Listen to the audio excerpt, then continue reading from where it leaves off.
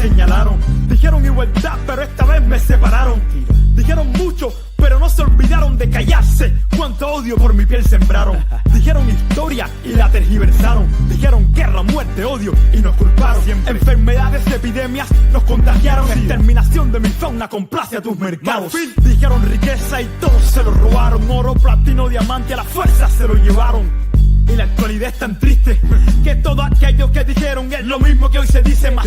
¿Quién dice, quién explota, quién se beneficia? El asesino, el mismo que da las noticias. Hay una cuenta fácil que siempre me da las grandes riquezas, de dónde vienen y hasta dónde van. Independiente como los Mao Mao, concluyente como los Mao Mao, como los Mao Mao, como los Mao Mao. Somos resistentes como los Mao Mao, independiente como los Mao Mao, concluyente como los Mao Mao, como los Mao Mao, como los Mao Mao. Somos resistentes como los Mao Mao.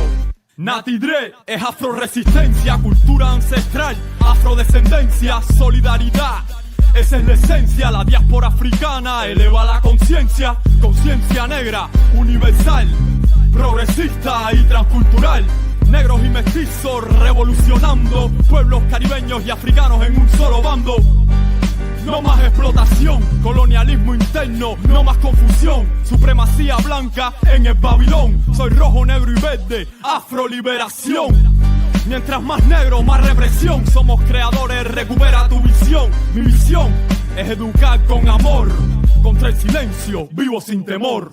Independiente como los Mao Mao, concluyente como los Mao Mao, como los Mao Mao, como los Mao Mao. Somos resistentes como los Mao Mao, independiente como los Mao Mao, concluyente como los Mao Mao, como los Mao Mao, como los Mao Mao. Somos resistentes como los Mao Mao.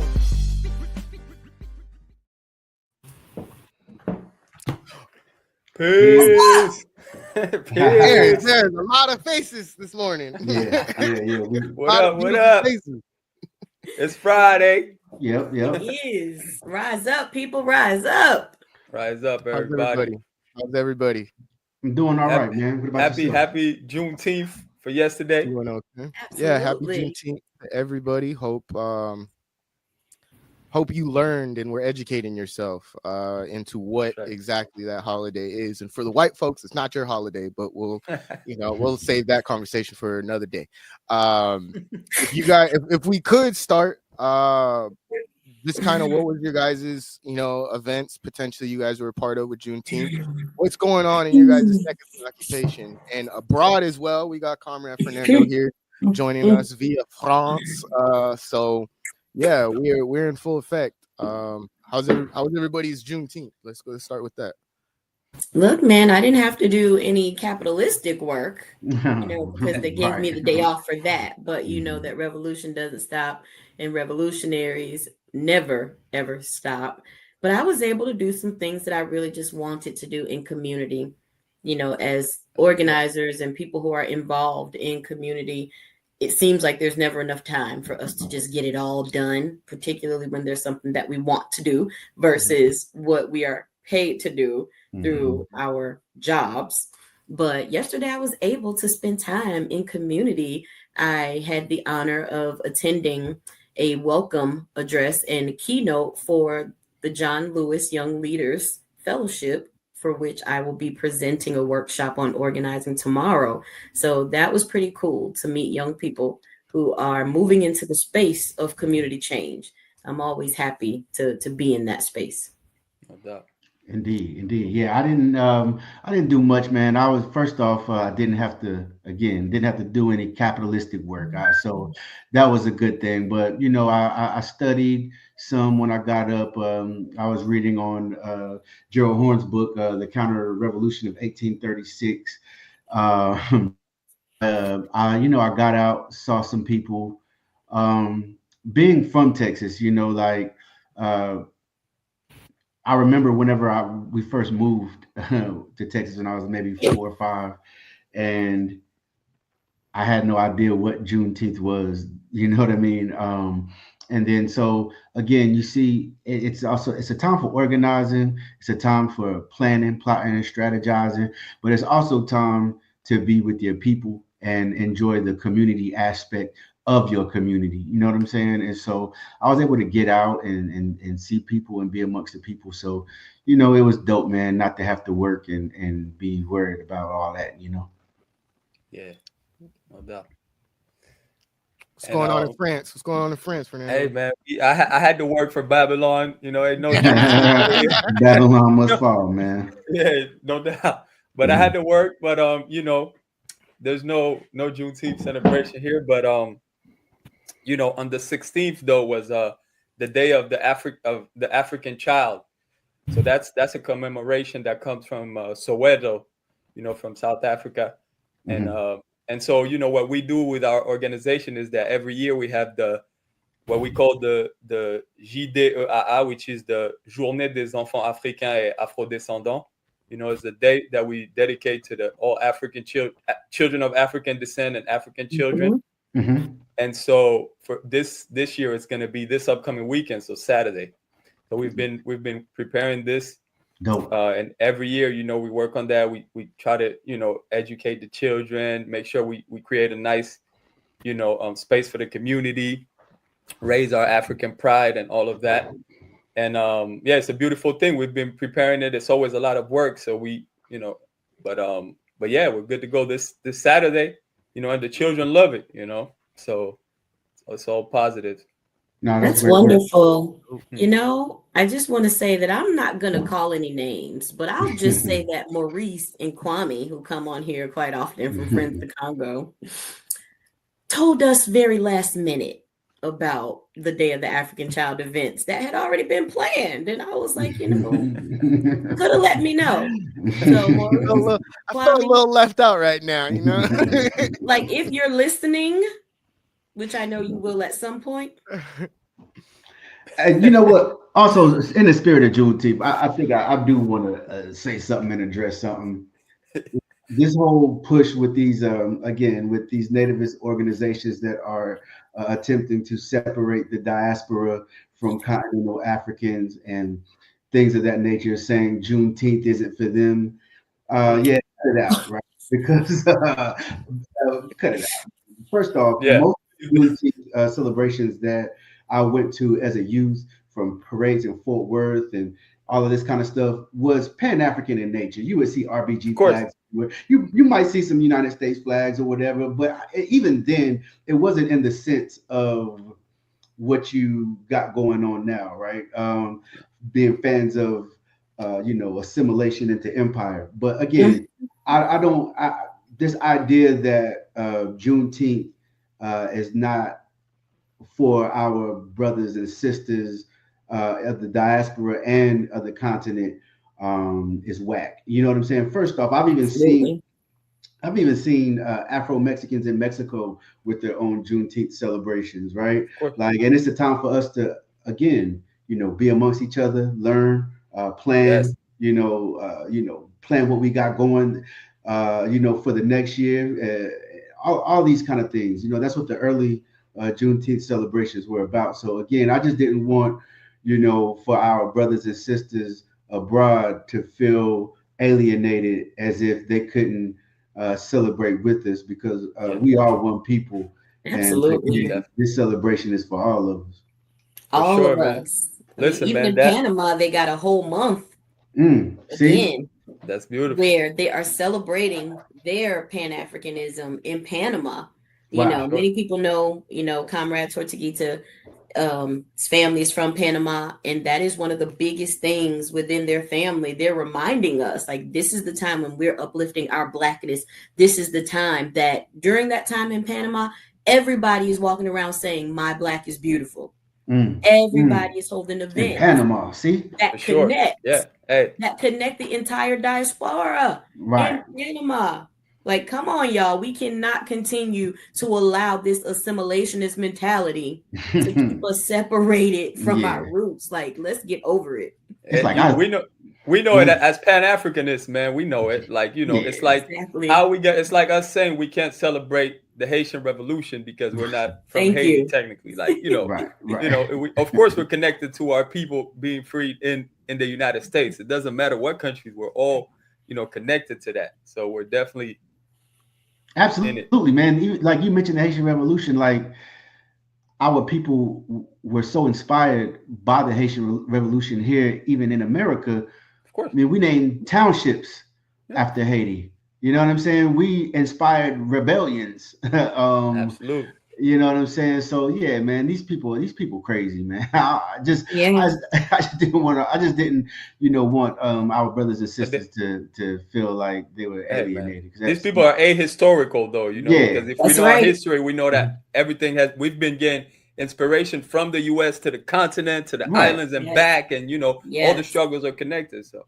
Yes. Being in Atlanta, because everything is so commercial and things have been co-opted to a degree that the Blackness leadership class takes over so much. It reminds me how fortunate I was having lived in Jersey for 20 years and living in a community that was predominantly Haitian, Latin American, and Black. And Haitian Flag Day celebrations every year. Right. I felt honored when I walked into Walgreens and people just started speaking Creole to me. Like I am your sister. But because look, hey, what part of Jersey? What part of Jersey, Kiana? What part of Jersey? Huh? Roselle. Okay. I was going to say, because on the surface, we don't know whether our brother and sister is from Toronto, Cleveland, Ghana, France, Cuba. That's right. I mean, and neither do the police, and we can tell. Exactly. Like the only thing about I think you kind of mentioned like a little bit of the commercialization of it, like going into Target and seeing Happy Juneteenth paper plates and shit. Like, that even the banks are posting, like corporations are posting Happy Juneteenth. Yo. Somebody posted that in the supermarket. What? It was a cookie cake with like I'm telling you. With like Happy Juneteenth. Right, that's what I'm saying. Like and like Happy Freedom and all of this type of BS. Happy Freedom. Probably had a good old American flag on that joint. Happy Freedom as well. Like, no, I can't. Yeah. It's how do y'all feel? Let me ask you, how do y'all feel about the American flag with the RBG colors? First of all, I no. It's a no for me. Yeah, it's a no for me. Why we got to change what we already had? You know what I'm saying? Like, right. What African? Doing? Yeah, I'm African. Right. Yeah. No doubt. And I can be proud of that without having to mix it with anything here, because I get that shit thrown on me involuntarily on a daily basis. I'm African and I'm proud of that. Right.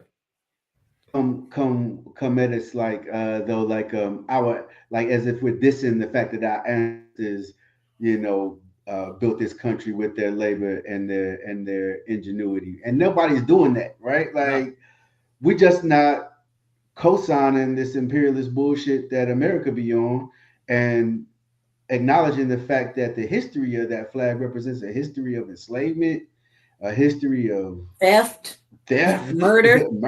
Like, come on now. That's why I didn't, excuse me for jumping in and out and whatnot. I had a couple of phone calls that came about. That's why I didn't understand the No Kings demonstrations, telling people to go out there with colonial flags, talking about no kings, and yet that derives from monarchy. This counter revolution, as Dr. Gerald Horne would describe it, it didn't just happen in 1776, didn't just happen in 1492, didn't just happen in 1836. We've seen a class collaborated effort happen in 2025 to make sure that this shit stays afloat. Right. We cannot keep asking our own people that look just like us, beautiful faces, all here, different complexions of being African.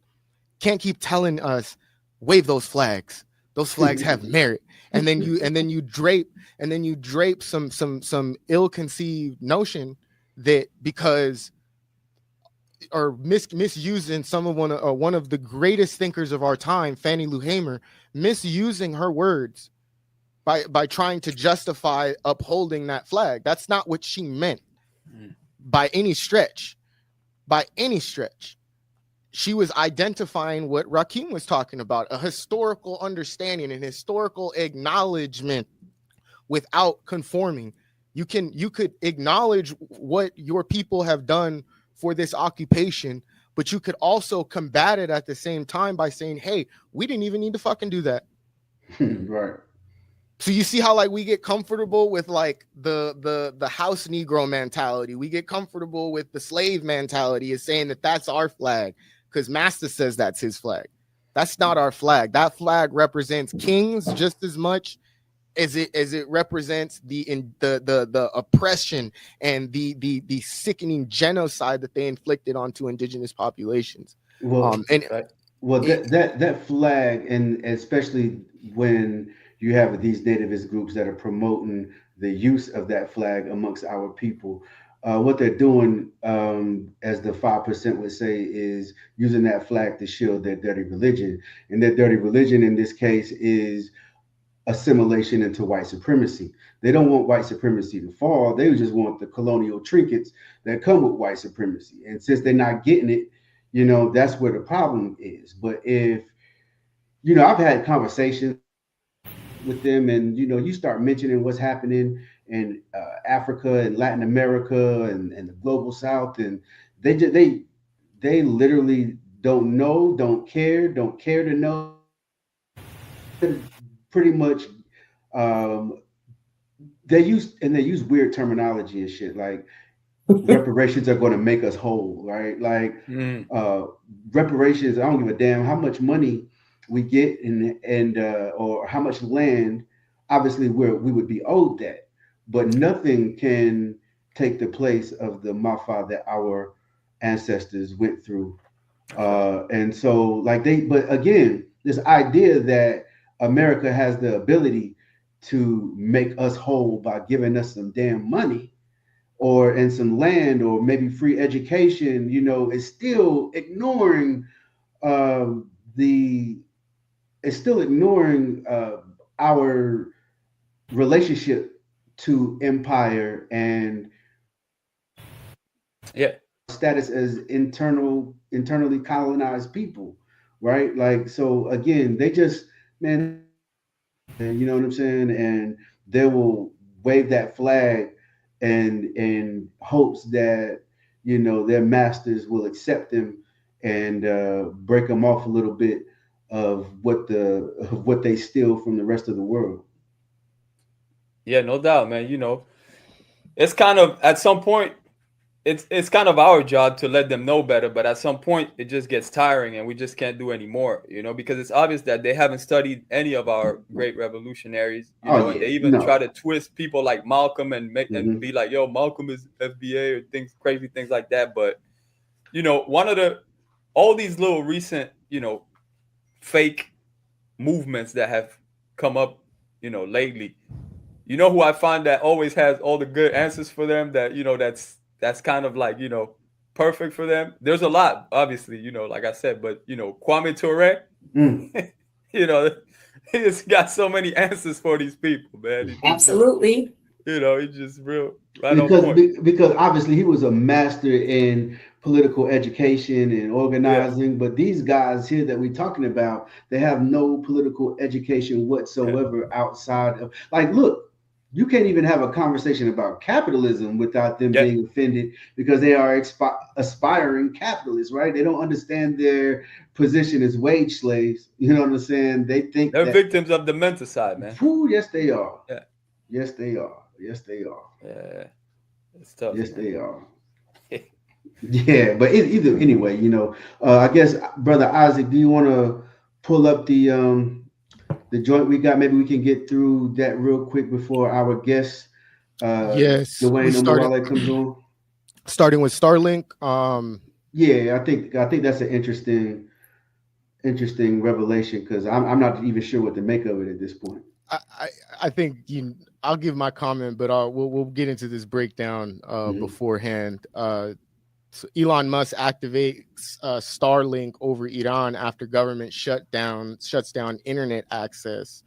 And so this article goes into the beginning that Elon Musk has activated. Do I need to enlarge it a little bit?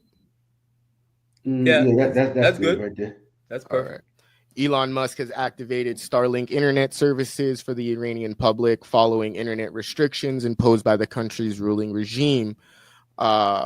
amid the ongoing conflict between Israel and Iran, as reported by the Gateway pundit. The move is intended to provide Iranians with access to uncensored communication platforms despite a government blackout. Musk's satellite-based internet services operated by SpaceX enables users to access the web by bypassing national infrastructure. And so, just quick thoughts on this. Little fishy. See, real quick, Yeah, these people always want to make it. They want to make it seem like they doing the right thing. That's what they always do. But we have to understand by now that they never do the right thing. Every single thing that they do, even if it may have a positive somewhere, is for selfish reasons. That's how they operate. That's what they do. You know what I'm saying? For nasty, selfish reasons. So what they want to make it seem like is like, yeah, we're about freedom for everyone to be able to express themselves. Everyone to be able to have a voice through internet or whatever. You know what I'm saying? Right. But it's always nasty things behind all of that, man.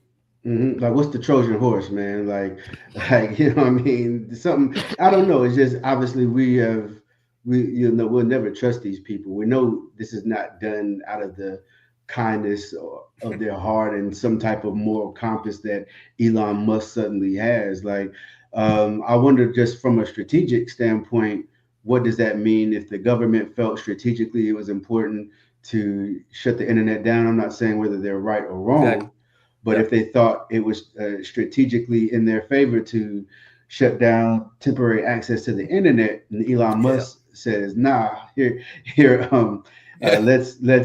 give everybody, because here's the thing: is internet access is a two-way street. Obviously."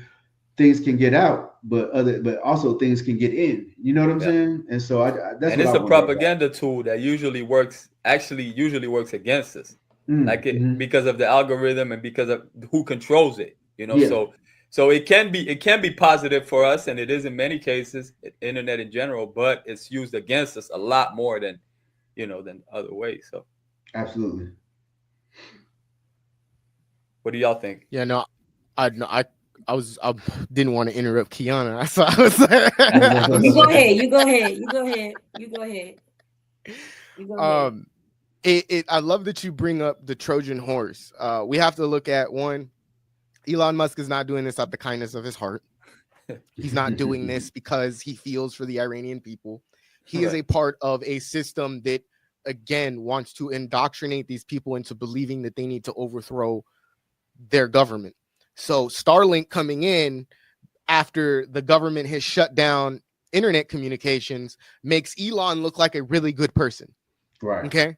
To these again, and to naive individuals, which again does not exclude Iranians. Okay. To the naive individual, they would see him more as a positive individual for neutrality, or for rights, or for equal rights than their own government. So it's the psychological warfare that they're playing on top of the cyber warfare that they're playing at the same time, as Iran knows that there's a thing called cyber warfare, and they can use our internet systems to track whoever they want. A colleague and a friend of mine, Professor Saeed Marandi, is being tracked as we speak for simply speaking the truth. Okay. On someone else's network was told that he had to evacuate the building that was already empty because they're searching for him. This is the state that we're in, where they are using, and for those that don't think that the internet is dangerous, this is what the dangerous part of the internet involves itself in, is cyber warfare. We've seen what happened. The pagers was just a small smidge of what they're capable of doing. And so this Starlink launching for Iranians is nothing more than an agenda to try, at the same time of combating the resistance, to try and come in through counter-insurgency, through controlled opposition, controlled insurgency, to come in and say, hey, through the people, we don't agree with any of this, the same way that they have tried to do it time and time and time again. Elon Musk is not our friend. He wasn't our friend when he tweeted the Epstein files has Trump in it. He wasn't. He's not our friend. He is a Never will be. technocratic oligarch who wants nothing more than to figure out how many people can he possibly exploit at the same time of being the individual with the biggest EBT card in the fucking country. Period. The enemy of your enemy is not necessarily your friend. That's right. This is literally what empire does. This is classic United States Israel type of dealings where you have the United States on both sides. You have us pushing for the war, and you have us pushing for, oh, let's make sure they still got internet while we spy on them and get more information. And it's all for personal gain, right? Yep. I don't know if Elon is feeling a sort of way because everybody knows he's trash at this point, but maybe he's trying to get some more brownie points because, like, yes, you're a South African oligarch. You are the people, or you are of the people that Trump has been pandering to pay reparations because those black people in Africa don't want y'all there, as if you belong there. Right. But at any rate, Right. this is a person who amasses wealth from patriarchy, imperialism, colonialism, and is using that to further those things, but then decides to swoop in because, you know, this is the public breakup. This is all a part of the distraction. This is the very public breakup of Trump and Elon. So now the tech bros are one less, supposedly, you know, because this is what you see. But what you don't see is that they're still dealing. What you don't see is that deals are still being made behind closed doors. What you don't see is that this is still benefiting empire. What you don't see is exactly what Isaac said, that the internet is a dangerous ass place, and particularly when you don't have certain safeguards. You might think that you have greater freedom, but that's the illusion.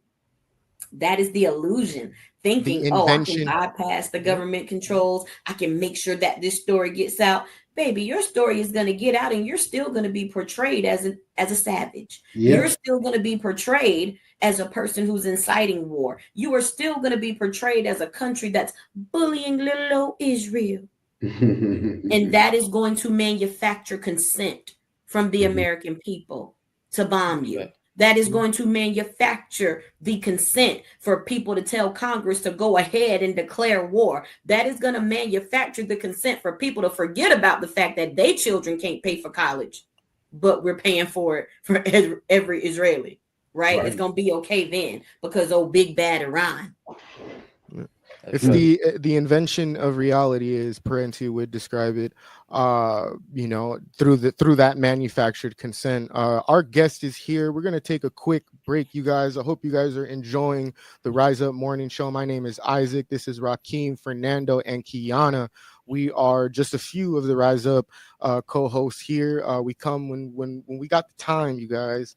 But if you want to help us out, you know, drop a couple dollars here and there. You guys can below. That is the best way to make sure that we're all here on our. Once we get that, there is no excuses for us not to be all on camera. You know, there's no excuses whatsoever. But we have a very intellectual guest that will be joining us, and I hope that you guys can stay tuned so that you guys can enjoy this next hour. We will be back again. This is the Rise Up Morning Show, and we are taking a Black Power Power up. No. Look now. Yeah. First of all, Isaac, come on. Okay, I was like, yo, is that me? Right. Like, and subscribe. Yeah, absolutely. Let's do this first. Yeah. Secondly, we can get the terminology together. As you know, Isaac, one of the things that I do, kind of it looks like is like make stuff make sense. A few technical difficulties. And if you prefer the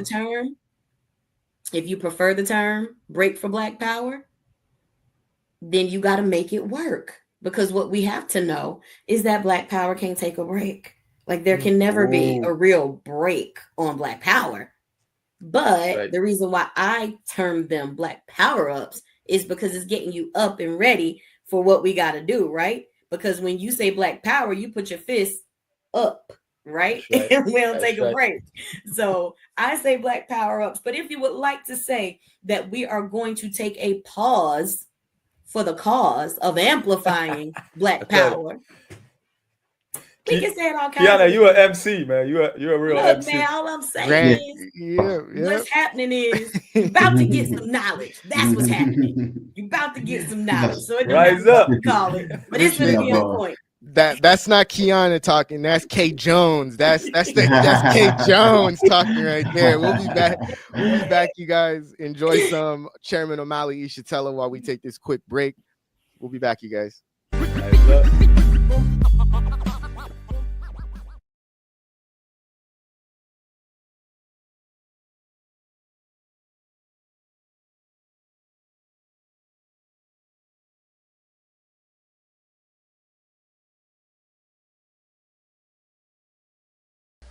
At the time of Jesus' birth, and we've talked about that in this meeting before, and I want to say some more about it. At the time of Jesus' birth, the Jews, like most people in the world that was known at that time, were dominated by the Romans. They were living under colonial domination, colonial bondage, just like African people here, and just like we have in various places around the world been living. The Jews lived under Roman domination. The Romans had what they call an empire. An empire is where a government of a people not only dominate and rule their own people, but many other peoples around the world. The Roman Empire was comparable to what America is today. America is an empire. It feels like it can tell people what to do, and if you don't do it, we'll attack you. You can't have this kind of weapon or that kind of weapon. We'll blow you up. We'll take your oil. We'll do all these other kinds of things to you. That's how Rome was during the day. And except it was a more honest, they call it an empire today, even though if you read certain kinds of documents and certain kinds of papers being written by the thinking representatives of the white power today, more and more they are referring to America as an empire. Except they don't call Bush an emperor, they call him the president. Well, back then they were more honest, they called him the emperor. Rome had an emperor. An emperor, an empire, you can see the connection between the names. An emperor is someone who rules over an empire. Now, the thing is that the people who are citizens of the empire, they live well because they live off the fruits of what the emperor brings from all over the world, all the oppressed peoples of the world. You find all their resources coming to the empire, coming to Rome. And they were coming from every place. The Jews, and I'm speaking of Jews, but Jews are just Semites who lived in what they now call the Middle East. Arabs are Semites, and there were all other kinds of people, Syrians and what have you, who are also Arabs, etc., who lived in the same area. And all of them had to pay tribute to Rome. So the Romans lived pretty well. The Rome, of course, is in Europe, as you know, right? Rome is in Europe. What they call Italy now is the headquarters of what Rome was, white people. And although it may or may not have been an issue at the time, the Jews were not white people. Jews got white lately, relatively lately. And the Jews were dominated by the Romans. And the Jews didn't want to be dominated by the Romans because any thinking human being wants to be self-determining. They don't want somebody else over them. They don't want somebody else dominating them, do they? They want to be a you can't have a national dignity if every time you look up there's somebody who's telling you how you have to do things and when you have to do it. And in fact, certain terms where he said you can't even act like a black person. Oh, you can't. Not in America if you're going to succeed. And everybody in here know that's the truth. You can't. If you be too black, you will not succeed. You can't go on the job being black, right? You can't go nowhere being too black. You remember when they used to not hire you if you had dreadlocks, if you had cornrows, if you had afros, or any of those stuff. You can't be too black. Only when white people started getting dreadlocks was it cool. So, and when they found out that dreadlocks didn't mean nothing for a lot of these old sellouts, And sometimes he had a dreadlock and a processed brain. You had dreadlock hair and a perm on your brain. You understand? So they discovered that, and they said, let the Negroes have dreadlocks. But that's how empire runs it. And when you have an empire, people are asking the question like about what happened to Mtundu. And Mtundu spoke out, and the police attacked him. And white people say, oh, the police don't act that way. And it's true, the police do not act that way. If you're citizens of the empire. If you were Roman citizens, the Roman police didn't treat the white people in Rome the way they was treating the Jews who were living in Israel. Treat you differently. Because one was a citizen and then one was a subject. There's a difference in being a citizen and a subject, right? So when Jesus was born, Rome was living, the Jews were living under Roman domination, and they had the same kinds of problem that you got today. Among the problems that you have when somebody else runs your affairs, you can't get along with each other. You notice that? And you say it all the time. Niggas just can't get together. You say it all the time. And one of the reasons it's hard for you to get along with each other is because you displace your anger. You mad with the ruling class. You stay mad with white people, but you done found out you disguise it even to yourself. Now you get insulted all the time. Almost every day you get insulted. And the reason you don't go behind the counter and snatch them up and do something damaging to them because they're going to say, call security.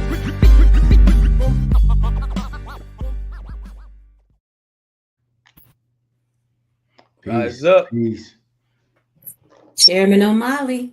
Yeah, man, that was right on point, especially with what we were just talking about. And there you go, my brother Dwayne Omowale, man. Thank you for coming through. Welcome, brother. Thank you. Appreciate the invite. No doubt, no doubt. For everybody who doesn't know, Dwayne is a organizer, activist, author, several books, over 20 books he's written. But he's really gets it in with the boots on the ground work as well.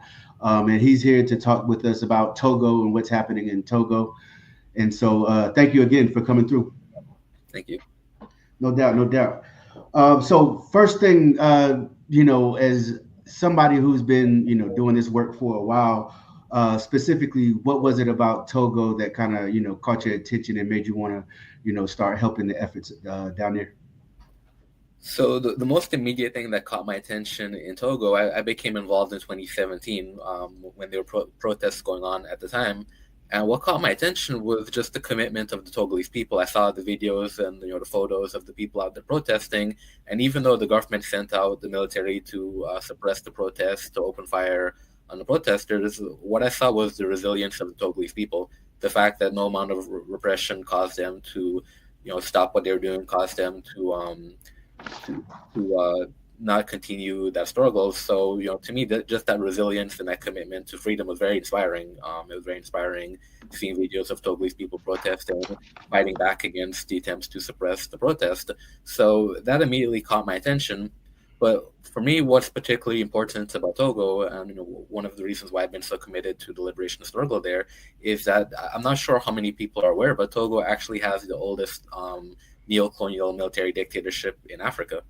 That this is the regime that goes back since the 1960s. You're talking about a regime that's been in power for 58 years now at this point. The current president, his father was the original dictator. So basically in Togo, we have a family dynasty that's been in power for 58 years. And as I pointed out, this is a neo-colonial dictatorship. That means this is a dictatorship that's been supported by the colonial powers, a dictatorship that historically enjoyed the support of nations such as France, the United States, and Israel.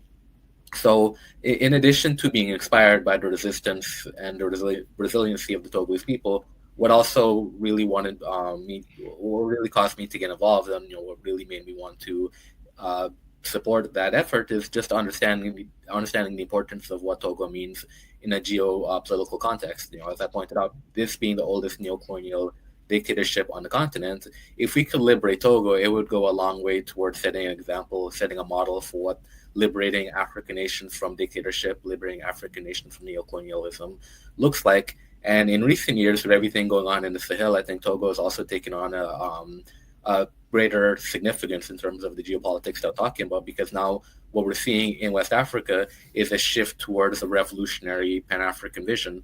And what's interesting is the government of Togo is also trying to initiate the shift as well. We're seeing that the government of Togo is now trying to present itself as a Pan-African government. So I think this is also important as well, because we also want to set the model of what Pan-Africanism in Africa should look like. And Pan-Africanism in Africa should not look like the regime in Togo that's now claiming Pan-Africanism because it's running out of options. So those were the reasons why I became involved in the struggle in Togo, and why since 2017 I've been committed to liberating Togo. As I pointed out, I think it's an important step towards the liberation of all of Africa.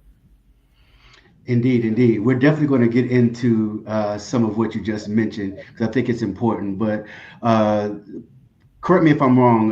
Togo's president, his name is pronounced For Niasimbe. Yep. Okay. All right. And so, again, you mentioned that this is the longest standing, colonial remnant of colonial puppet dictatorship type of thing going on there. And now, even with, because weren't protests banned in Togo like in 2022, right? Yeah. So one of the demonstrations. Yeah, one of the consequences of the same 2017 protest that I mentioned was that protest was so massive and created such a problem for the government that one of the things the government did was to actually move in and to ban mobilization efforts to prevent what happened in 2017 and 2018 from happening again. Could you kind of go through with us what happened in 2017 and 2018? Yeah, so as I pointed out, my involvement began in 2017 when the protest there began. And essentially what was happening in 2017, 2018, the people of Togo were protesting for an end to dictatorship. They were protesting for Ford to step down, and for the Togolese government to basically create a situation where there's a new regime in power, where you don't have the same family dynasty in power. So this was 2017, 2018. As I mentioned before, the government was not too happy with this, so they sent out the military. They made an effort to the protest. But what's fascinating about 2017, 2018 is that the protests were so massive, it actually started gaining international attention. And this is where my work comes in. At the time, I was writing for Huffington Post. So I was writing articles about what was happening in Togo. And, typically politics in Togo is not something you see very often in Western media, in American media. So when I began writing these articles for Huffington Post, it was really the first time that an international audience started, paying really close attention to the politics in Togo. So this was one of the problems that the government ran into, that they started realizing that for so many decades, they benefited from the fact that most people really don't know a whole lot about the politics in Togo. What's interesting about Togo, even people who live next door in Ghana don't really know much about the politics. Something I've encountered, and something a lot of Togolese activists have told me they've encountered, is that people living in Ghana still think Ford's father, Ayedema, is the president of Togo, even though he's been dead for many years. So that's been the problem with Togo, that not a lot of people really know what's been going on there because of the language barrier, because of the fact that the Western media really doesn't just care too much about Africa, so we don't get that type of coverage. So 2017, 2018, when those protests were going on, it was bringing a lot more international attention than you typically see towards Togo. So that became a problem for the government, to the point where the government actually launched its first English-based news platform to counter the work myself and other activists were doing. So it became an international propaganda war over controlling the narrative of what's happening in Togo, when the government of Togo realized that the international media outlets, international activists are not paying attention. So that's what was happening on the international front, but locally in terms of Togolese politics, as I pointed out, the 2017, 2018 protests, they were protests for Ford to step down. And in fact, the movement was called the Ford Must Go movement, indicating that they wanted the president gone. Now, the particular problem with that mobilization effort is initially it was a mass effort. It was just citizens protesting for the removal of the dictator. Then the political opposition got involved, and they saw it as an avenue for them to potentially take power. So essentially what the leaders of the political opposition did was they went to the table, sat down, and had a discussion with the government of Togo, trying to come to some sort of a resolution. Now, the people weren't protesting for a resolution to go to elections. They were protesting for to leave, and that was the particular problem, that because political opposition were trying to use that movement as a means to seize power for themselves, they basically demobilized the movement. They told the people to stop protesting because we're going to sit down and have a conversation with this dictatorship, and we're going to try to get the dictatorship to agree to fair and free elections. Obviously, it didn't work out with that. But the problem with that is that period of demobilization in Togo essentially allowed the government to take control of the situation. As you pointed out, they banned protests. They made it illegal for the people to mobilize. So that was a big setback for the movement. That was, it was a part of the movement that was essentially derailed because of, as I pointed out, the political opposition. And the problem with the opposition in Togo is they're very divided, constantly fighting. They're always fighting amongst themselves while fighting against the government. So I think, as I pointed out before, one of the reasons why I think Togo could serve as a model for what fighting neo-colonialism on the continent looks like is that it has to look like a mass movement from the ground up. It can't look like a movement being led by opportunistic politicians who are trying to replace the regime in power with themselves. And unfortunately, we've seen too much of that in Africa as well. Too many situations where we replace one dictator for another dictator, or a dictator with an opportunistic regime. So I think we're seeing a sense among the Togolese people that change has to come from the masses, and the masses really have to dictate what's going on. It can't be dictated by opposition leaders. Indeed. Fernando, you have anything for Brother Dwayne? Yeah, for sure, man. First of all, again, welcome, Brother Dwayne. And, I'm definitely familiar with your work, man. Thank you for what you do, man. Very much needed. I have one of my comrades, shout out to my comrade Kojo. He's from Togo, and he's over there right now, actually. And he was there recently. In the protest, it was, I think, June 7th, maybe, recently. There's a lot there. You mentioned a lot of important things. I wanted to ask you real quick, you just spoke about there being two separate groups of the people that are kind of like two different, people that are going up and protesting, etc. What are kind of like the two separations? What's the ideology like? What's going on between that?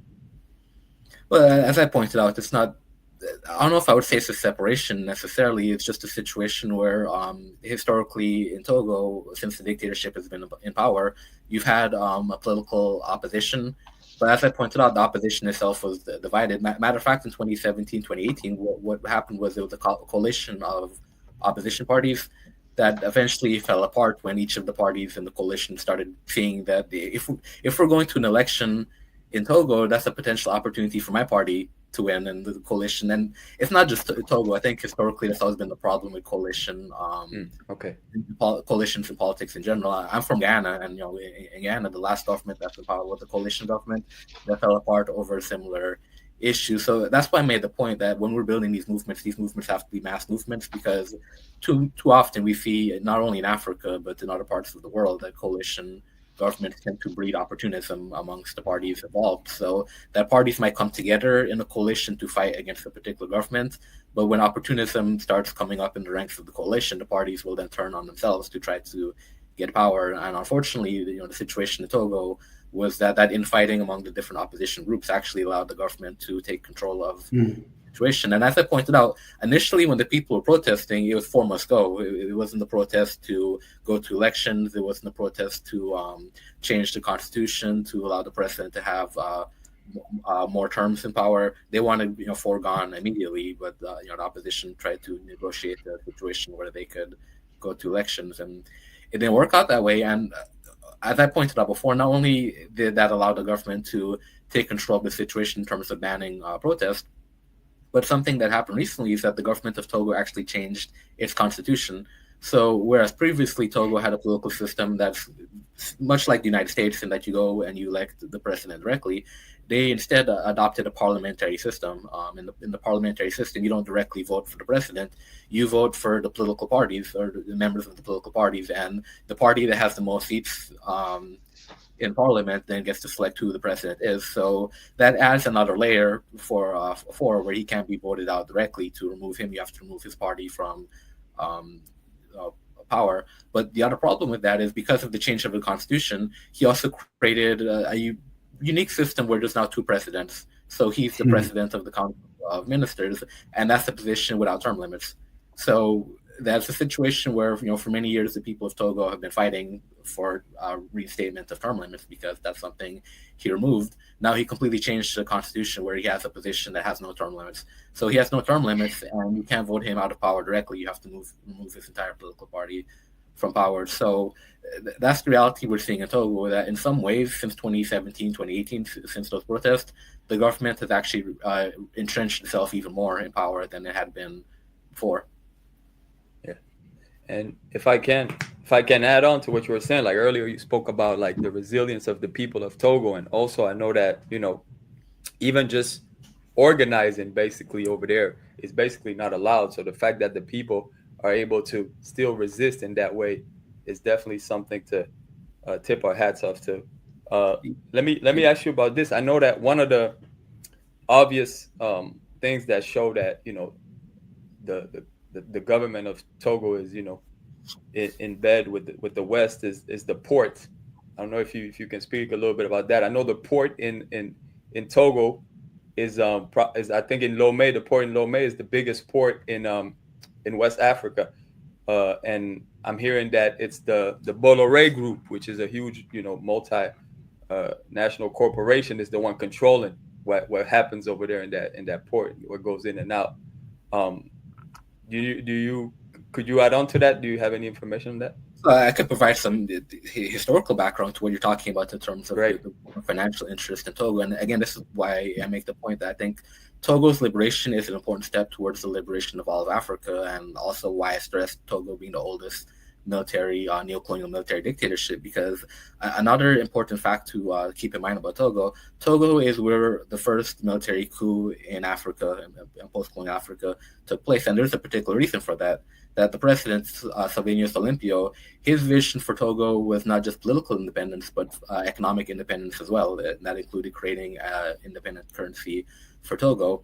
So as you would imagine, France wasn't too interested in him doing that, so they helped to orchestrate the coup against him. So when we talk about the current dictatorship that's in power in Togo, the very reason why they were put in power in the first place is because Western powers were concerned about Togo establishing some kind of economic independence from the former colonial powers. So when we talk about Western financial interests in Togo, that's really at the core of why this regime is in power in the first place. That it's a situation where the Western powers were concerned about losing that economic control over Togo. So for the last 58 years since they've had this regime, the Nathembe family dynasty in power, that's essentially what they've done. They've created a situation where different foreign entities, different Western entities can not only benefit from Togo economically, but also politically as well. Togo, as I pointed out, has a close relationship with Israel. So, historically, Togo has been an African nation that sided with Israel in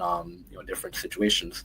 So at that point, though, that's why I think it's important to support what's happening in Togo, because Togo, in many ways, really set the model for what neocolonialism looks like in terms of how the West is able to go into certain African countries, overthrow African governments, put puppet governments in place, and keep those puppet governments in place by providing strategic military support. Because, as I pointed out with the 2017 protest, as much as I admire the resiliency of the Togolese people, we also do need to keep in mind that the only reason why they even have to be resilient to that degree in the first place is because they're confronted with a military regime that has equipment and personnel to suppress the protest.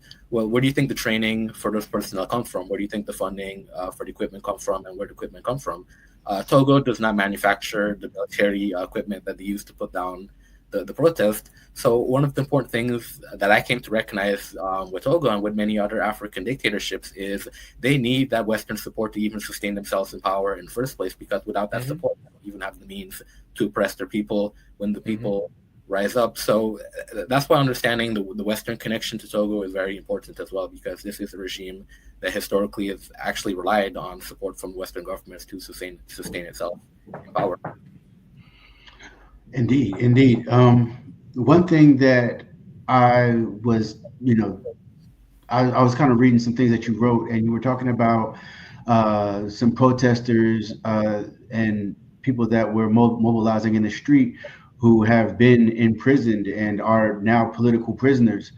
Can you talk about that some? And are there any efforts to try to, force the government to free them? So the protest that started this month actually was in relation to a particular political prisoner, Amran. He's a rapper in Togo who's been very outspoken about the government there. And as the government in Togo typically does, when you're outspoken about the government, they will arrest you. So they arrested him.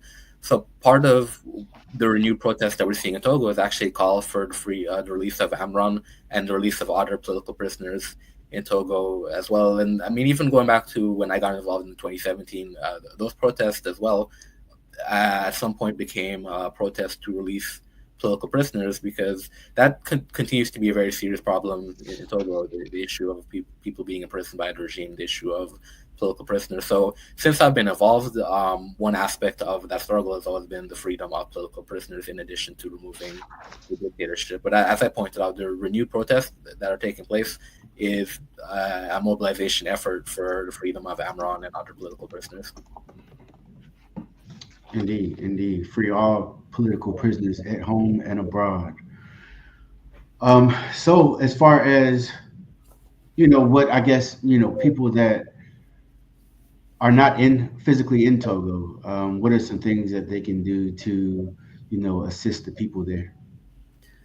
So when I became involved, the first thing I did actually was to reach out to some of the activists, and that's something that I actually asked them. And the most important thing that they told me is to share information about what's happening in Togo, which, as I pointed out before, is why I started writing articles about Togo in the Huffington Post at the time that I was a writer there. And what I came to realize is sharing information about Togo and putting that information out there so that more people can know about what's happening is very important, because the dictatorship in Togo actually benefits from the fact that people, for the most part, are ignorant about the politics there. As I pointed out, even people who live in Ghana, right next to Togo, haven't necessarily been up to date and informed about what's happening. But why this is important is because for many decades, the regime in Togo has essentially shielded itself by presenting a false image of what it is, so that the current dictator, he has gone to great lengths to portray himself as a democratically elected leader in Togo, to the point where during the Obama administration, when Hillary Clinton was Secretary of State, and this is something that I've written about, she went to Togo and afterwards spoke about the great democratic gains that she saw taking place in Togo, that the regime in Togo was trying to outwardly present itself as a democracy that holds elections. So why 2017 and 2018, why those protests were important, is because for the first time, the international community is really seeing what the regime in Togo actually is. It's not a democratic regime. It's a regime that goes out and will oppress its citizens, arrest its citizens. So that stained the image of the dictatorship to the point that the government of Togo actually spends a lot of money lobbying to improve its image in DC. So it's trying to improve its image in American politics because of that situation. And as I pointed out before, it's also turning towards Pan-Africanism to improve its image among Pan-Africanists, to improve its image on the African continent. So that's why I made the point before about a propaganda war. So the most important thing people living outside of Togo can do to support the Togolese liberation effort is just to continue to share information. Something that I've been engaged in, and something that might be helpful, is also reach out to lawmakers, put pressure on lawmakers, because as I pointed out, the government of Togo knows that a lot of its support actually comes from the international community. So the more international pressure that can be put on the regime in Togo as well would be very, very beneficial for the people there. But as I pointed out, I think the most important thing is just to share information and to help us win that propaganda war with the government of Togo. And something that was actually very encouraging to me last year is, I don't know if you all are aware, but the government of Togo was actually trying to host a Pan-African Congress. Yeah. Why it didn't work is because they were having a hard time getting support, because now Pan-Africanists around the world really know what that regime is about. Really, yeah. And I had people in Ghana actually reach out to me. People in Ghana reach out to me saying that the government actually sent delegates to the Caribbean to try to recruit Caribbean Pan-Africanists, and they weren't interested because because it's not real Pan-Africanism. Right. So that's why I'm stressing, just do what you can to share information about Togo and to help make people aware of what's happening there, and to counter the propaganda put out by the dictatorship that this is not a progressive regime. This is not a Pan-African regime. And but one of the things they've done to portray that progressive image is to try to present themselves as a government that's doing a lot on the issue of women's rights. So they've been really trying to improve their image, and I think we need to continue keeping up that pressure to make sure that they can't lie to the people. They can't come before the people and present themselves in a Pan-African government. Yeah, no doubt. 100%. My comrade also told me the same thing. The importance of us getting the message out there in the diaspora, the African diaspora, speaking about this and what's going on in Togo is key.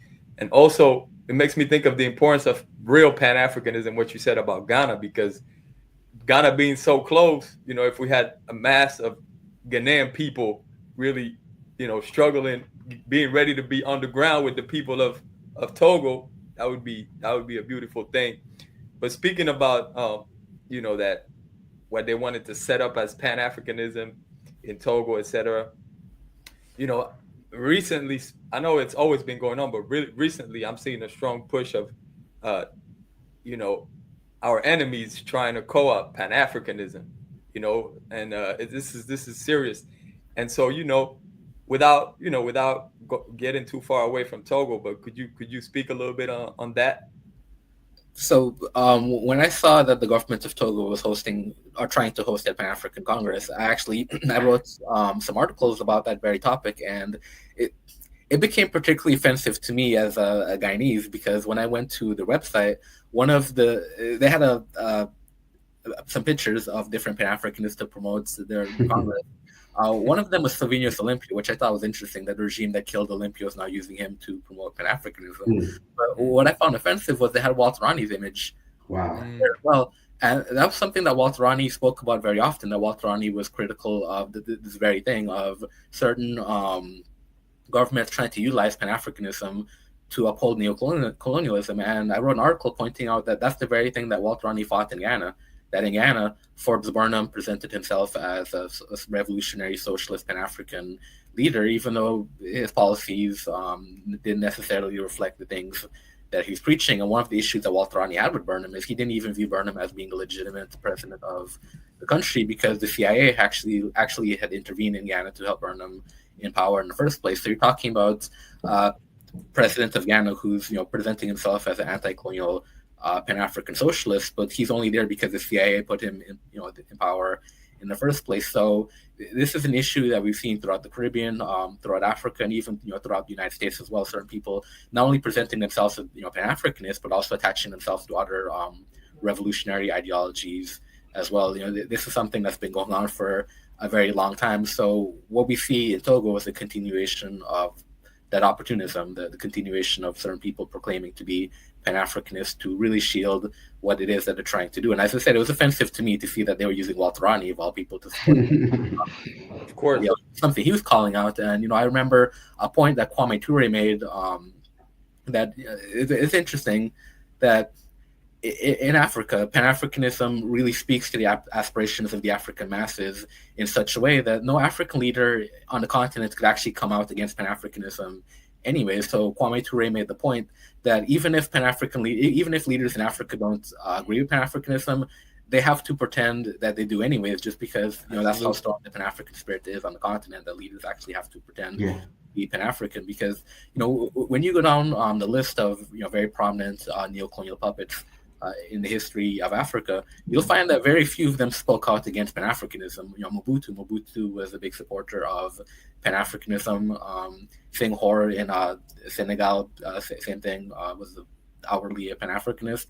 So historically, the neo-colonial leaders in Africa have also presented themselves as Pan-Africanists, just because that's how popular Pan-Africanism has been on the continent. It's the very thing that Togo is trying to do now. But one of the things that's been encouraging to me is that it hasn't been working.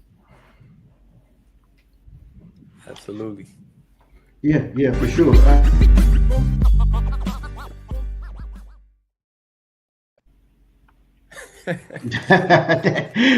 All right, we're back.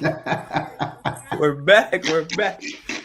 No, yeah, absolutely, brother Dwayne. Yeah, you're right. I hear that about the leaders faking that they're Pan-Africanists, etc. That's a real thing and a real problem at times, because like I said, they try to play into some type of fake Pan-Africanism, and I want to ask you, I know there is this month we got something coming up in Togo, right? They're apparently on the 25th, I believe it's 25th, 26th, and 27th, right? It's gonna be some movement, you know what I'm saying, some mobilization, right? Going down in Togo. So first of all, ask everybody, all of our brothers and sisters of the African diaspora to be, you know, in tune with this that's going on, you know, that's coming up on the 25th, 26th, 27th. And I know it's big for the people that are on the ground. They've been talking about it. I've been getting some info. What do you think of this mobilization? Do you think that it could be something big coming up? What do we expect from this? It's been very encouraging to me to see the mobilization. Not only because, as I pointed out, we really haven't seen mobilization to this degree in several years, just because of the situation in Togo, the way the government has established a tight grip on the country and outlawed the efforts to mobilize. So it's encouraging to me just to see, you know, the Togolese people really coming out, to see that energy as well, to see the energy behind what was happening. I see what's going on social media in terms of the things that the Togolese people are posting. There's a real sense of energy and optimism about the future of the country that I see going on with the mobilization efforts. It's also encouraging because we're seeing a younger group of activists being involved as well, and they're more active on social media. So these are people who are taking full advantage of TikTok and different social media platforms to really amplify what they're doing. And I think that's really been most encouraging to me is just the level of attention and support that I'm seeing towards what's happening in Togo. That when I started in 2017 and 2018, when those protests were going on, you know, most people that I would speak to about Togo didn't know a whole lot about what's going on in the country, didn't know a whole lot about why what's happening there is important. With the latest set of mobilization efforts, what I'm seeing is people are very outwardly supporting Togo, people understanding instinctively why, you know, what's happening there is important for Pan-Africanists to pay attention to. You know, when I started in 2017, platforms like this certainly weren't inviting me on to speak about Togo. So it's encouraging to me from an international perspective to see that there's more attention given to Togo, that people are more supportive of what's happening in Togo than before. And even, as I pointed out, just from a Western media perspective, that if you go and actually look at Western media outlets, particularly American media outlets, there's even more coverage about what's happening in Togo there, which indicates to me that, you know, what we've been doing to try to internationalize the struggle of the Togolese people, to try to bring it to a broader audience, has been working. More people are paying attention to what's happening in Togo than before. So that's why I stress, you know, just continue to do what you can to support the struggle, to share information about the struggle, and to amplify the voices of the Togolese people. Because, as I pointed out before, the government of Togo has always tried to take advantage of the fact that people are relatively ignorant about what's happening in Togo, haven't known very much about the situation there. Part of it is the language barriers. The official language of Togo is French. It's a French-speaking country. So most people who are from an English-speaking audience, it's very difficult to really find information about Togo in English. But because of the attention to what's happening there, even English sources are more widespread. And as I pointed out, even the government of Togo itself is now putting out English information because they're realizing propaganda, the propaganda war. You know, that's kind of just very interesting. Just these colonial souvenirs that we have with these colonial languages that we speak are still used to divide and separate us and keep us from, you know, being able to, you know, share in a common cause in some cases.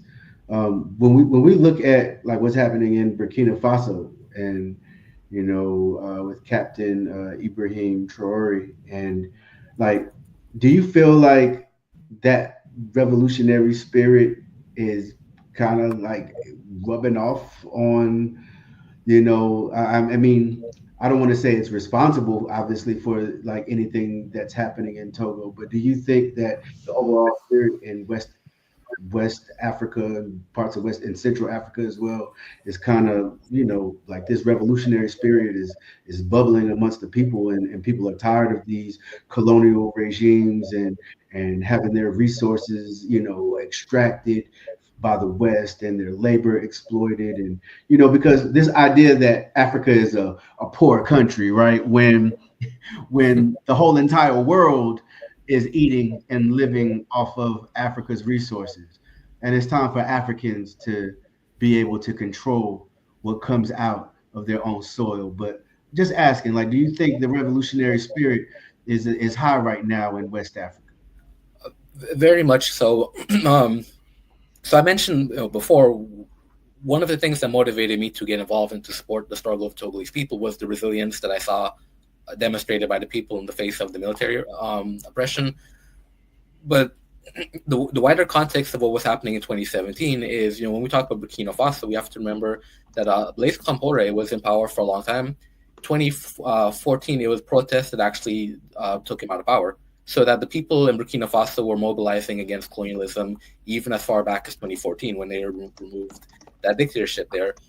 There was a situation in the Gambia, Yahya Jammeh, who was another oppressive American-backed dictator who, through mass mobilization was also removed from power. So even before the 2017 protest in Togo, me paying attention to the politics in West Africa, I started seeing that in different West African countries, people were mobilizing, people were actually fighting for change. So that revolutionary spirit that you're talking about, West Africa, we've definitely been seeing it within the last decade or so. As I pointed out, in Burkina Faso, going back to 2014, in the Gambia with the mobilization efforts against Jammeh, in Togo, even in Senegal. Senegal had a situation recently where the previous president, Macky Sall, faced a lot of protests from the people there as well who were opposed to what he was doing. Sierra Leone, we've seen mass mobilization. So when we look across West Africa, we're seeing more and more that people are actually mobilizing. People are fed up with the situation there, and there certainly is not just the revolutionary spirit in West Africa, but even Kenya as well. I was very proud of what I saw in Kenya, last year in terms of the mobilization efforts and the protest against the government there. So, to go back to your point, that I agree that there is a revolutionary spirit not just across West Africa, but across the entire continent. And I think that's where propaganda and the media becomes so important, because so many of us African descendants in the diaspora, we really don't know that these things are taking place in Africa. Right. But that's very deliberate, because in the 1960s, the anti-colonial struggles in Africa actually played a big role in influencing the civil rights and the Black Power movement in the United States, to the point where when Malcolm X was asked about the growth of the Nation of Islam, he actually cited the independence movements in Africa as something that played a role in the growth of the Nation of Islam. And obviously Malcolm spoke very much about the influence of the African anti-colonial struggle on him, but it wasn't just Malcolm. Martin Luther King was influenced as well. Several members of SNCC were influenced by what was happening in West Africa, to the point where Sekou Touré actually invited some members of SNCC to visit. Yeah. So in the 1960s, we saw a direct connection between the anti-colonial struggles in Africa and the struggles that were happening here in the States. So I would make the argument that there's a very deliberate reason why the media doesn't speak very much about the revolutionary spirit in Africa, because the Africans here might see what's happening in Africa and start getting some ideas, and we can't have that happen. Yep, absolutely. And to add on to that, same like back in around those times, and you could see in the United States and all over the Caribbean, the people truly supporting, for example, the struggle in South Africa. We could really feel that. And now we kind of see things are, divided, but like you said, it's deliberate. Man, we really appreciate you bringing us this information. I want to ask you about your book. Can you tell the people about your book? I know you have a book on Togo. Is it Four Must Go, right? Yeah. Yes. Tell us about your book and where the people can get it. So it's available on Amazon. Matter of fact, all of my books are available on Amazon. So yes, Four Must Go. I wrote that in 2018. And at the time I wrote that because, again, going back to the point I made about the propaganda war, it's a very short and concise book. So I just wanted to put that book out there to give readers the information that they need to understand about the history of the struggle against dictatorship in Togo, the history of the international aspect of that struggle as well. The fact that this isn't just a local dictatorship that exists due to local political situations, but it's also a dictatorship that's very deliberately been placed into power by certain international actors and propped up in power by certain international actors. That's an aspect I go through in the book as well. And one of the things that's also important about that book in particular is the final chapter contains an interview with my sister Frida Ndrima, who, when I got involved in the situation in Togo, was one of the activists that I started building with. She's one of the co-founders of the For Moscow movement, somebody who's been involved in the struggle for the liberation of Togo for quite some time. And in that final chapter in which I interview her, one of the things that Frida lays out is her actual vision for Togo, and the fact that this isn't just a struggle against dictatorship in Togo, but it's also a struggle for a vision of what Togo can be and what Togo should be. And in that chapter, she lays out not just her vision for what Togo can be, but a Pan-African vision for what Togo should be. And her particular vision of Togo, she said in the interview, she wants to make Togo what Haiti used to be, where she wants to make Togo a safe haven, a place of refuge for all African people. And part of that includes the right of return for the African diaspora. So I make that point to say that one of the things I hope listeners understand about Togo is that the people who are struggling there are very conscious, very much aligned with Pan-Africanism, and their particular vision for what they're doing in Togo isn't just the liberation of Togo, it's for the liberation of all African people. Indeed. Yeah. Thank you so much, Dwayne, for being with us. And if y'all noticed, I didn't even. Your microphone is kind of low, sister. Yeah, it's some feedback. Yeah. Ooh. There we go. What about now? There we go. You're better. Okay, good. Yeah. All right. I didn't have to ask one question because Fernando and Rakeem, y'all asked everything that I had on my mind. It was burning in me to ask about the influence of Burkina Faso and what that, influence and support in revolution looks like, what the interaction is. Burning in me to talk more about Pan-Africanism and how it is that Western powers seek to separate Africans from each other and continue to divide the diaspora. So everything that I had on my mind got addressed, and that's wonderful. We are going to go for Black Power Up now, but we are going to be right back. Dwayne, are you able to stay with us a little bit longer, or do you have to hop? I can stay. Okay, y'all. We did mention Walter Rodney in talking about Pan-Africanism and identity. So let's hear just a little bit from the great Walter Rodney right about now. Rise up.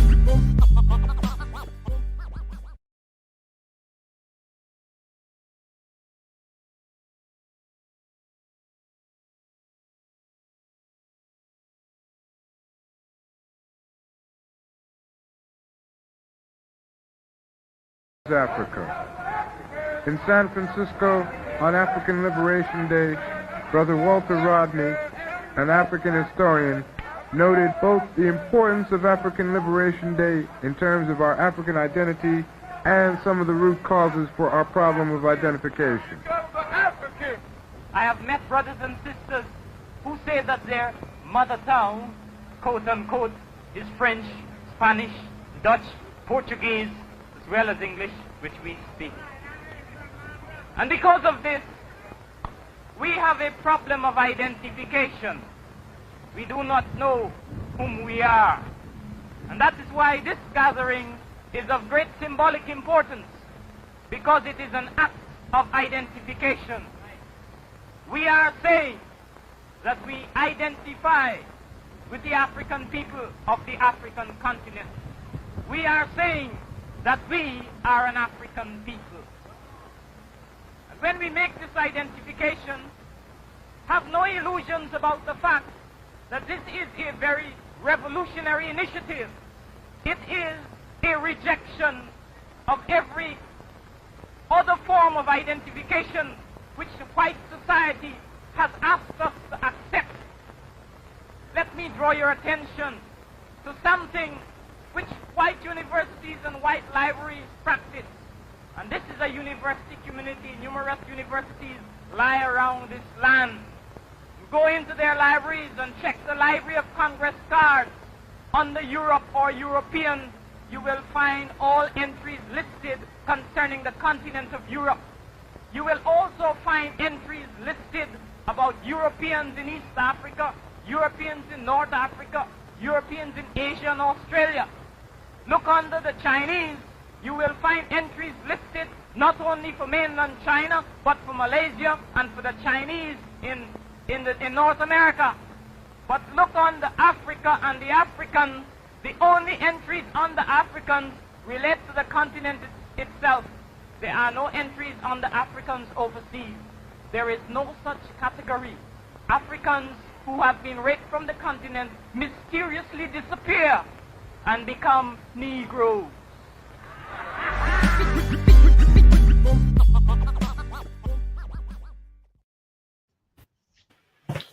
Hey, Peace. Yeah, Walter Rodney's talking that talk, man. Absolutely. I was gonna let them know, the people know as well.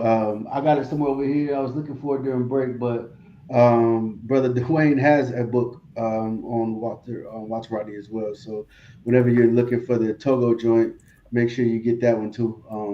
And it's very very informative.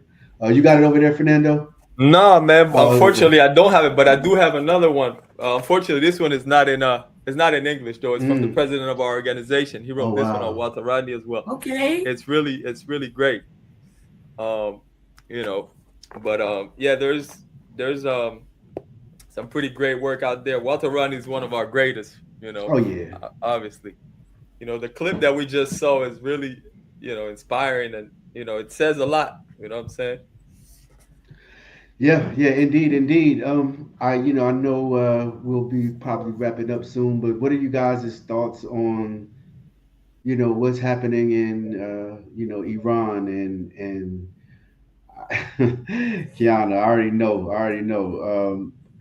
In the the United States, this one thing that people I see that's very interesting, right? Is people keep saying this.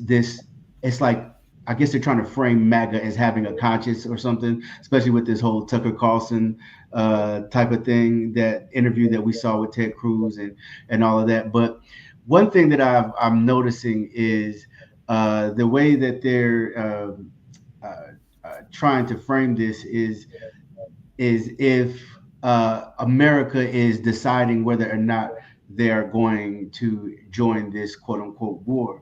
But my thing is, you've been funding Israel billions of dollars with weapons. You're already in it. Yeah, like you're already in it. You know what I mean? I just thought that was kind of an interesting. Like, we'll see if they join. Like, nah, you've been funding Israel's genocidal campaign for years, months, and days. You're already in it. Absolutely, you're in it. You have orchestrated it. You have perpetuated it. Every time there has been the possibility of an opportunity for you to foster the so-called ceasefire, you haven't really done that, because that BS ceasefire deal that came out, which we all knew was not going to stick, right? We knew that was not going to be a thing, because Israel was going to find a way to go around it. They were going to find a way to accuse the Palestinians of violating. They were going to find a way, because it's never been their intention to cease anything. They are murderers. Mm-hmm. They are bloodthirsty. They are everything that the so-called United States embody. Right? So we're upholding that. We're supporting that. We're encouraging that. We're enabling that. We're making sure that other people can't rail against it. Because every time you say anything that is pro-Palestinian, all of a sudden you are a terrorist. Or if your organization supports Palestinian people, you're providing material support to terrorism. Now, all of a sudden, the Patriot Act got to come into play. Right. And I think what people keep missing is that all of these so-called civil liberties that they thought we had, the Patriot Act makes it so that you have absolutely none of them. And everything that Trump is doing, that people say, oh my goodness, he can't do that. That's against the Constitution. No. There's a couple of Senate bills that make everything that he's doing okay, and will even indemnify him from being prosecuted if he violates certain rules of law in the commission of the acts that are being perpetrated. And the Patriot Act, of course, like the mother lode right there, makes it so that you can grab somebody and detain them indefinitely if you apply the right buzzwords.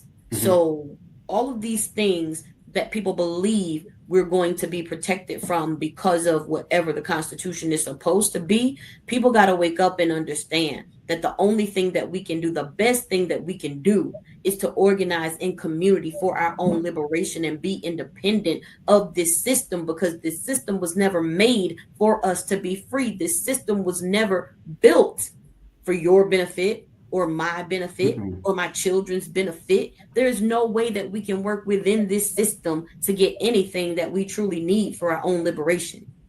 Right. Self-determination,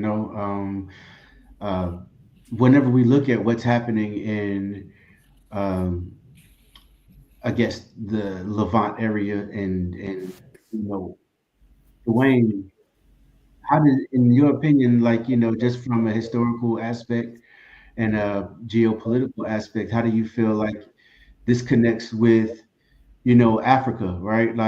As far as, what I guess Israel's, attempt to dominate that area, how the West says they want, or at least America, full spectrum domination, right? Which is, to think about that, that means every aspect of existence, right? But as far as when we look at what's going on in that area, because I've read, scholars back in the day talk about, the West sees Israel as a doorway into an entryway into the Middle East and Africa, right? And so, just what are your thoughts on that part?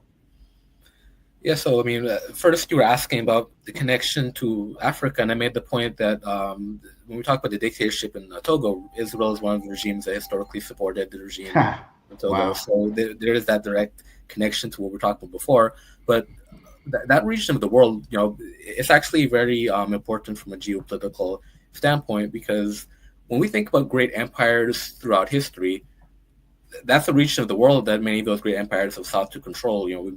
Going back to the Roman Empire, for example, the Roman Empire took control of that region of the world. When we talk about the British and the French Empire, they took control of those different territories. And the reason why that's important from a geopolitical standpoint is the Middle Eastern region. It's essentially the region that connects Africa, Europe, and Asia, East Asia. So historically, it's always been a very important geopolitical area just because of where it's located strategically. Obviously, we can get into the resources as well, particularly oil as being an important part of why America has been involved in there. But just from a historical standpoint, because of where that region is located geographically, it's been a region that historically empires have always sought to establish control over. Indeed. And in recent history too, something that really reinforces to me just how backwards American militarism is the constant legacy, the history of intervening in Middle Eastern countries, making the problem worse than it was before, and then having to come back and fix what you messed up in the first place, only to make it worse. Right. And make the problem worse, because I don't know how many people are even aware of the history of Iran, but had America just left the people there alone, we wouldn't even be talking about the issue that we're dealing with now. I don't think a lot of people realize that the reason why there's such hostility between the United States and Iran is because the people weren't too fond of the CIA coming and overthrowing their government and installing a dictatorship. And you're talking about the Africa connection. That's another connection that a lot of what the United States and other Western powers have done to destabilize Africa has been done in the Middle East as well, overthrowing democratically elected leaders, putting dictators in power. So a good portion of the tension is just the fact that even though I don't know if the average American citizen is aware of the history, I certainly know Iranians are aware of their history with the United States and what the United States has done to try to undermine their country, their independence. And as I pointed out, it's the continuous problem of American intervention in the region, making a problem worse and trying to fix it, to making it even worse than it was before. And it's a continuous cycle that every administration, whether Democratic or Republican, has not learned from, because as I alluded to, there are not only geopolitical reasons for why America continues to intervene in the region, but also financial incentives as well, in terms of access to certain resources, and also the fact that war is a big business in America. A lot of people make absolutely. Definitely. I just wanted to add on to that. You spoke about Israel being involved with the Togolese government, and actually I spoke a little bit about it on my latest podcast on the Vital Hoops. About there is actually they recently the Togolese government recently caught a couple of, I think, like private media people, and they put them on trial. And the tech that they use tech surveillance that's from Israel. So they use Israel tech surveillance in Togo, which definitely proves that they have a connection there going on, and they're working together in certain aspects. So yeah. No, the connection is so close. Benjamin Netanyahu is actually described for Nthembe as his friend. Wow. There we go. That says everything we need to. That says everything we need to know about that. There go Togo. Right. So man. so strength to our people over there, man. Strength to our people over there in Togo, and like you said, in Kenya too. I know there's a lot of movement right now in Kenya. But again, I want to encourage all of our brothers and sisters in the diaspora to follow up what's going on in Togo for sure. And like I said, there's a lot of movement coming up in these dates, 25th, 26th, 27th of June. There's going to be heavy mobilizing.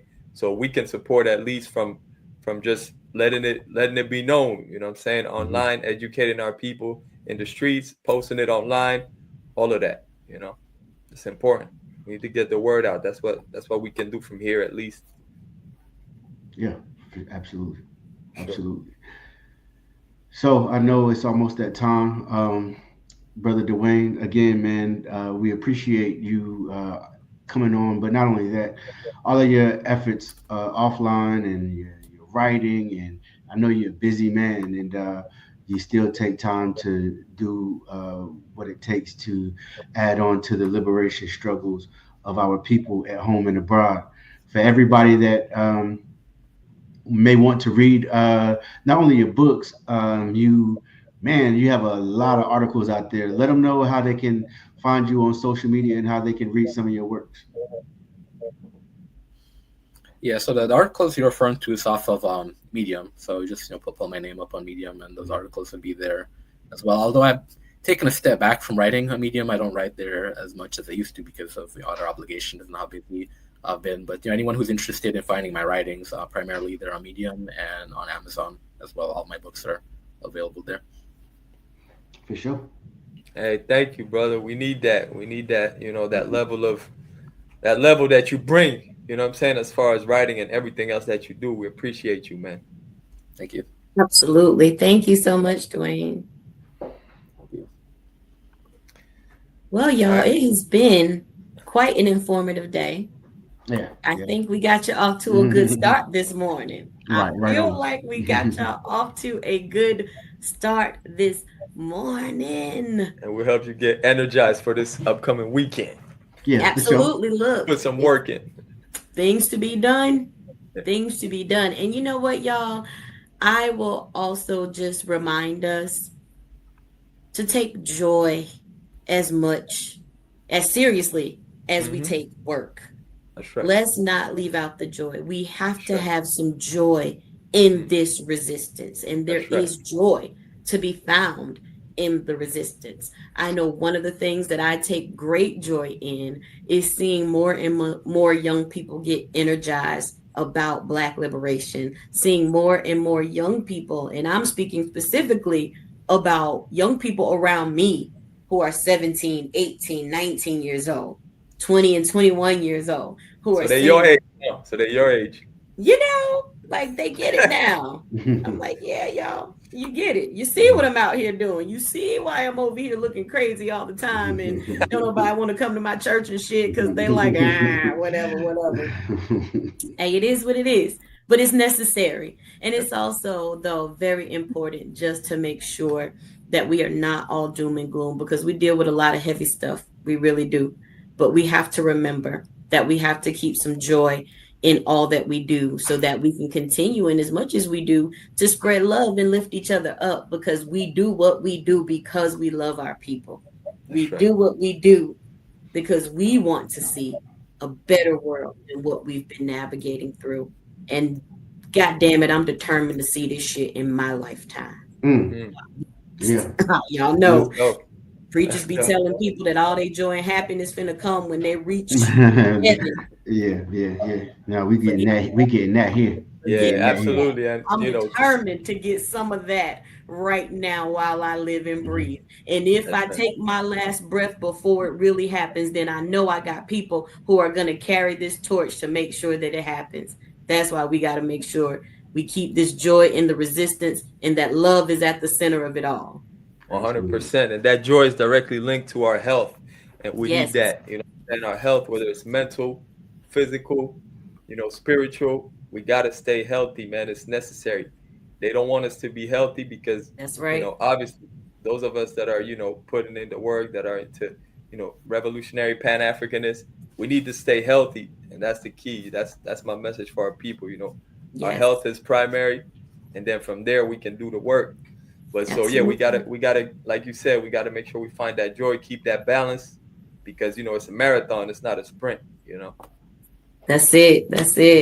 Uhuru to all the uprisers. We thank y'all for joining us. Y'all know that we could not do what we do without you. And we always appreciate you, have such gratitude for the fact that you take the time to tune in, to interact with us. Can't tell you how much it means.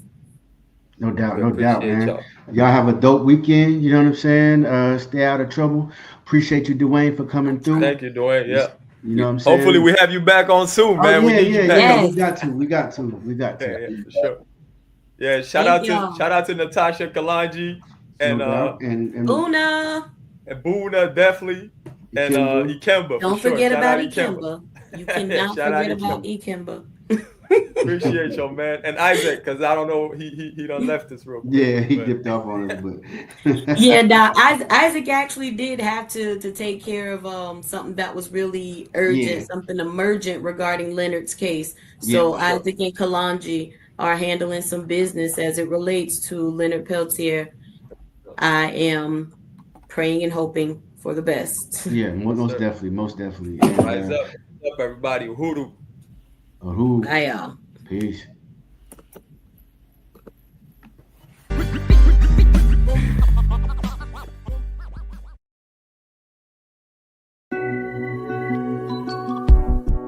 Sometimes the riot is a quiet one, where the battle is to love yourself and function in society, where voices of reason are muted by anxiety, like gaining notoriety is selling your soul. So we tend to go no deeper than the shallow water level, trying to keep us overhead in the face of all the slurs and the stares, mentally frozen, paralyzed by fear of failure and success. So we lock, stock, barrel, running while it's crumbling. All these towers and they're babbling, but the baby's in the bath and the stash under the bed on my head, spinning from the circles and the puppets and the strings that they pull. Then we move. Reactionary warfare never produces winners on the field. Feeble and foolish, what tools and what weapons are we using? We need some new ones. Real revolution, it's real solutions.